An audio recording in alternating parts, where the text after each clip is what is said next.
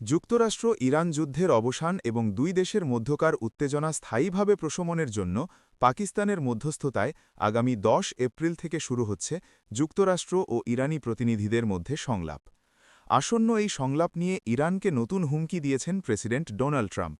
তিনি বলেছেন, সংলাপ চলাকালেও ইরানকে ঘিরে যুক্তরাষ্ট্রের সামরিক উপস্থিতি বহাল থাকবে এবং ইরান যদি সমঝোতা চুক্তিতে না পৌঁছায় তাহলে ফের সামরিক অভিযান শুরু করা হবে দেশটিতে।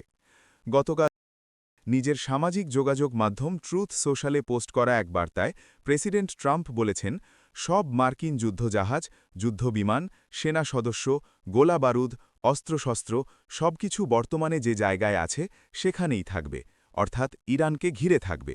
যতদিন পর্যন্ত ইরান একটি সত্যিকার সমঝোতা চুক্তিতে না পৌঁছাচ্ছে ততদিন এই অবস্থা থাকবে। আর যদি কোনো কারণে ইরান চুক্তিতে পৌঁছতে ব্যর্থ হয়, যে সম্ভাবনা খুবই ক্ষীণ, তাহলে ফের হামলা শুরু হবে এবং সেই হামলা এত ব্যাপক, শক্তিশালী এবং তীব্র হবে যা কেউ কোনোদিন দেখেনি।